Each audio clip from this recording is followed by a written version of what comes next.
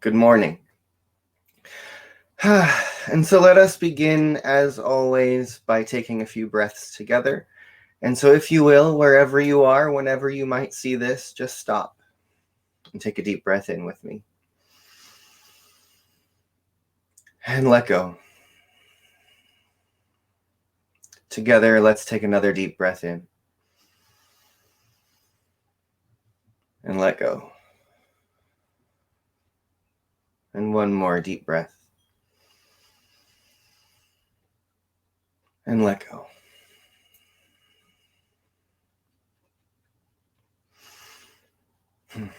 And so good morning, beloved community.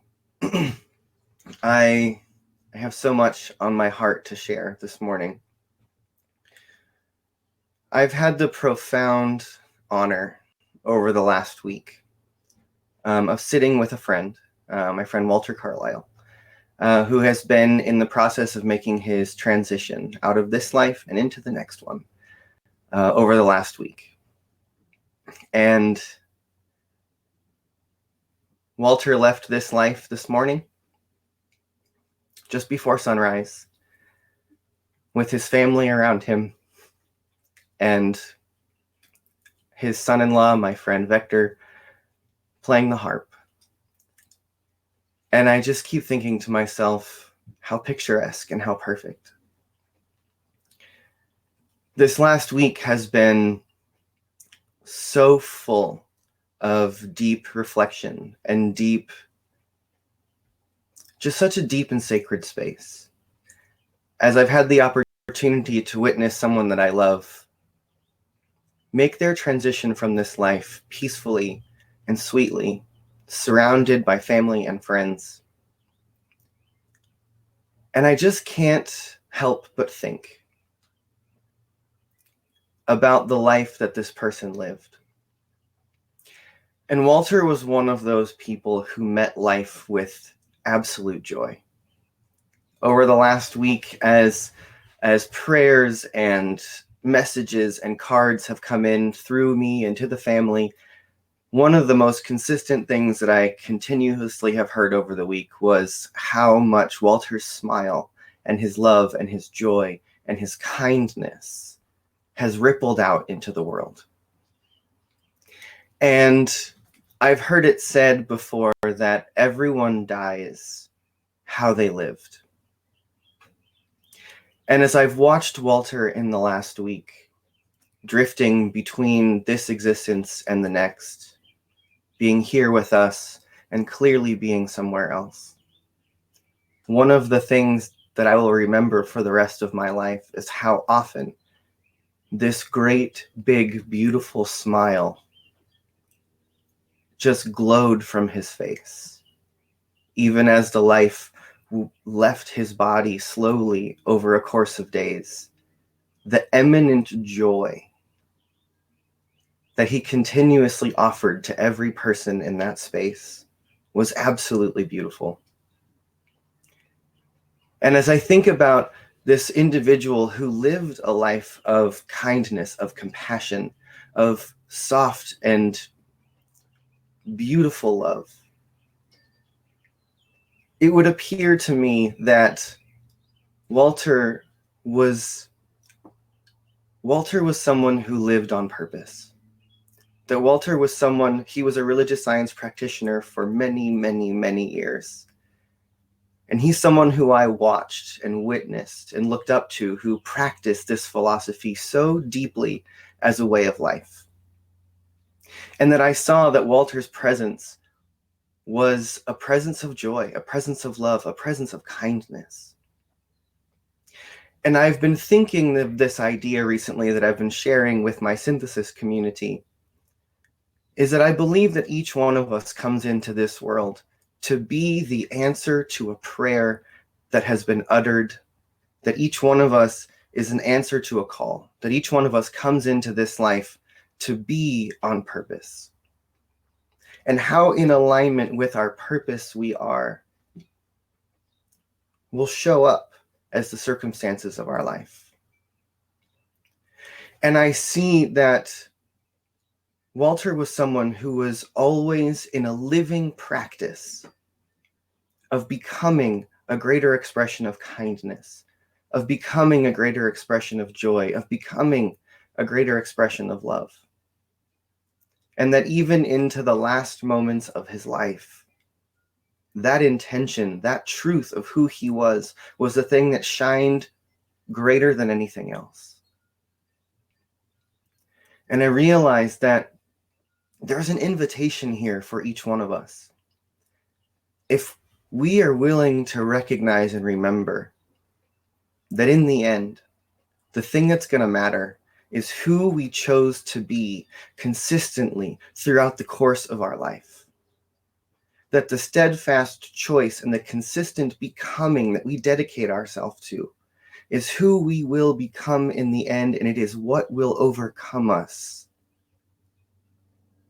And I believe that that process is always happening.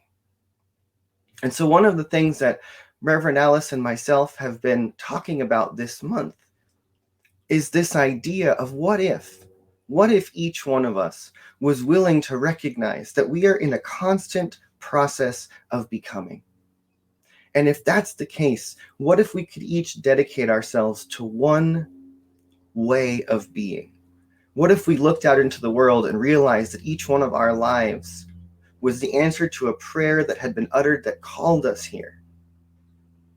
And that the task, the challenge, the gift that each one of us has to come here to work with and to bring is how to live into that becoming ever more and more and more. When I look to the tale, the myth, the story of Moses and the burning bush, if you look to the early Aramaic translations of that story, when Moses meets the flaming presence of God, the living presence of life itself, and he asks, "What is your name?" The Aramaic translation of that story says that the response that comes from the flame of life is, "I am that which I am becoming." That I am that which I am becoming. That the Spirit of life reveals that it is a process, that it is an energy that is participating with us, creating with us in every moment. That all of creation is the I am that I am becoming. That every particle, that every planet, that every animal, that every person, that all of the swirling cosmic nature of life is this great I am that is constantly in the process of becoming more of itself. And that what if the process of becoming more of itself, more of ourself, what if that nature of expansion, what if that is the one great law of life? That you and I will always and continuously become more and more of ourselves, that we will continue to become that which we are becoming, and that our choice, that our participation in life, that the way that we speak, the way that we respond, the way that we engage in relationships, that all of that, every choice we make is churning this wheel of who it is that we are becoming in every moment.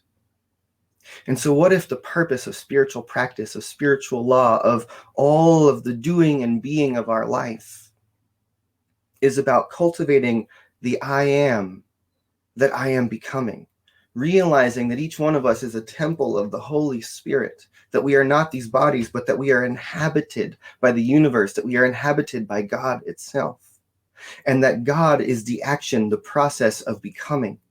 And I am the one who makes the choice of what that I am will become. And so what if every word we speak, every choice that we make, every interaction that we have is a perpetuating process of the I am that I am becoming? And that if each one of us were to stop right now and look at currently the person that we have become, do you look at yourself and say, what have I become? Or do you say, look what I have become? And look at yourself now and realize that right now you are the result of that which you have been becoming all along. And that as you move forward from this moment, every choice that you make, every interaction that we have, engages that process of becoming. And if we know that as we reach the end of our life, as we move towards our last breath, that every one of us will leave this earth, will leave these bodies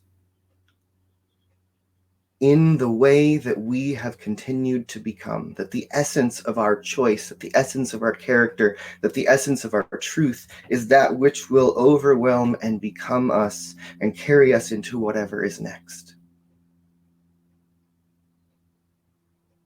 What if it is true that the Spirit of the living God is that which is animating each one of us, and that this life process is about choosing what the I am will become through you, through me, through our world? And I look at the world at large, I look at all of the circumstances that are swirling around us, and the thing that I see is that we have clearly become the result of that which we have been becoming for a very long time. That all of the chaos and the disruption and the pain and the sickness, all that's happening in the world is a direct result of that which we have been collectively choosing to be over and over and over and over again. It's true for each one of our individual lives, and it's true for our collective experience. That which we have been choosing to be is that which we have become and is informing that which we are becoming. That we are in an unfolding process of ever becoming more of ourselves, of God expressing itself through creation as our own evolution. In my synthesis work, I invite people to choose a project. If your life is a living prayer, if you are the answer to a prayer that the earth, that life has called forward, then what are you here to do? And so in my classes, I invite people to choose a project. And I say, let this one thing, may it just be becoming a more authentic version of yourself. Or may it be choosing to build something in the world, or walk in a new way, or shift something. But make your entire life a prayer for that one thing. Become one who is in prayer ceaselessly, because you realize that every choice you make, every word you speak, is not only a prayer to the universe, but it is part of the prayer that you are answering. And so I've been in this contemplation, and Reverend Alice and I have been in this discussion in the last number of weeks as we've been sharing these talks, that here in this community of Center for Spiritual Living Santa Cruz, we have this centering statement, and it ends with, and we respond to life with love. And I believe that that has been an incredibly powerful statement, because our spiritual leader, Reverend Alice, that is her core choice. That in every situation, she's going to choose to respond to life with love. That in every time there's a conflict, in every time there's something to discuss, in every time something comes her direction, she chooses, I'm going to respond to life with love. And she's been setting that example for all of us of this is what it looks like. This is what it means. This is how I churn on this process to respond to life with love. And the thing that we want to start to move towards is in that opening statement, in our collective reading, to open that statement up and invite each one of us in this community to look within our heart, to look to the world, and to think to ourselves, if I am the answer to a prayer, the world needs more love, then I'm going to respond to life with love. But maybe you see that the world needs truth, that the world needs justice, that the world needs compassion. Maybe you see that there is something that is yours, your core essence, your way to respond. But the thing that you want to become, the thing that you want to cultivate, the thing that you want to invite more of into your life. And find a way to begin to walk in the world as someone who lives so deeply on purpose that everyone around you knows what your core choice is. And the beautiful thing about having spiritual community is that's the place that we can come together to then remind each other of that core choice. What if we became a community of people who had a commonality, a common practice of saying, I stand for this? What if we came into our space and each one of us could just walk up to anyone in the room and say, tell me about your core choice. What is your response to life? What does it mean to you? Tell me about it. How's that going? What if that became the core that we began to cultivate together?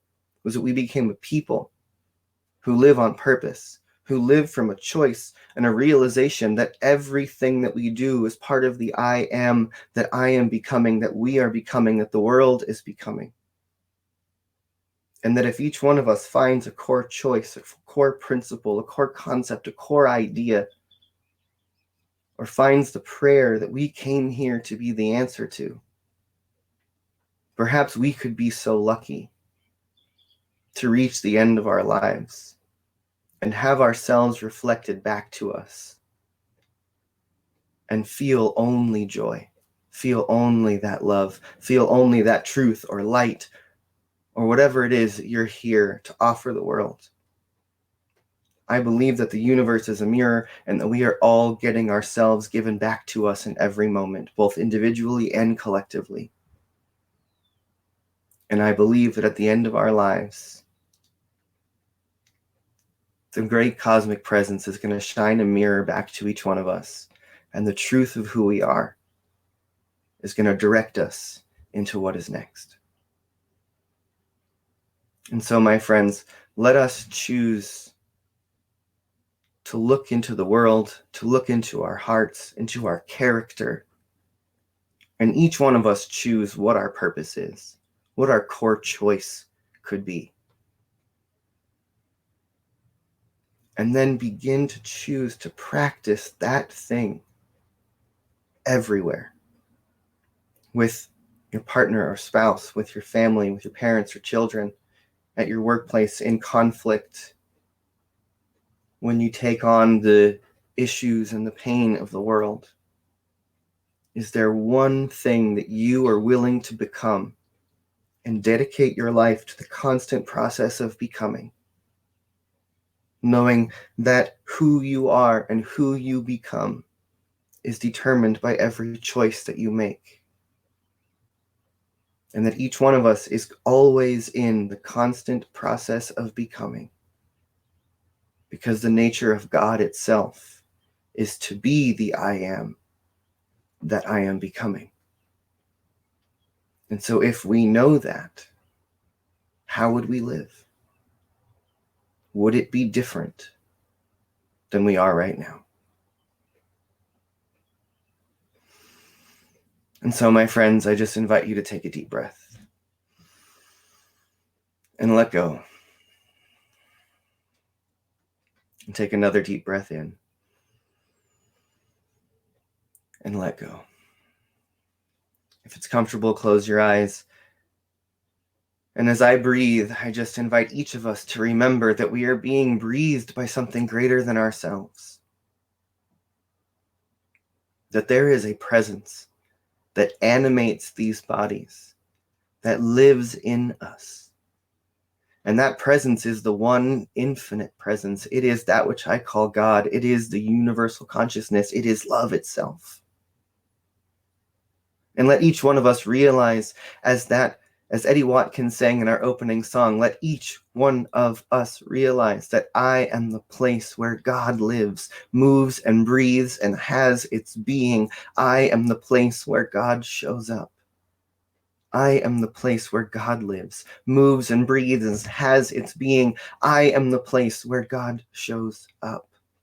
I am the place where God lives, moves and breathes and has its being.